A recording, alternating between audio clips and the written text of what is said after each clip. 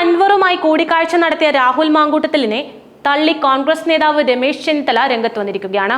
രാഹുൽ മാങ്കൂട്ടത്തിൽ കുട്ടിയാണെന്ന് ചെന്നിത്തല പറയുന്നു. രാഹുൽ മാങ്കൂട്ടത്തിൽ ഒരു കുട്ടിയല്ലേ, അതിനെ അങ്ങനെ കണ്ടാൽ മതിയെന്ന് രാഹുൽ തന്നെ പറഞ്ഞല്ലോ. അൻവറിനെ കുറച്ചു കാണുന്നില്ല. നിലമ്പൂരിൽ UDF മിന്നും വിജയം നേടുമെന്ന് ചെന്നിത്തല പറയുകയും ചെയ്തു. നിലമ്പൂരിലേത് രാഷ്ട്രീയ പോരാട്ടമാണ്. UDF ഒറ്റക്കെട്ടായി തന്നെ പ്രവർത്തിക്കും. അൻവറിനെ ചേർത്ത് നിർത്താനായിരുന്നു ആഗ്രഹം. എല്ലാ UDF നേതാക്കളും അത് ആഗ്രഹിക്കുകയും ചെയ്തിരുന്നു. സർക്കാരിനെതിരെ എല്ലാവരെയും യോജിപ്പിച്ച് പ്രവർത്തിക്കാനായിരുന്നു ആഗ്രഹം. എന്നാൽ അൻവർ തന്നെയാണ് അത്തരം ചർച്ചകളുടെ വഴി അടച്ചതെന്നും ചെന്നിത്തല പറഞ്ഞു.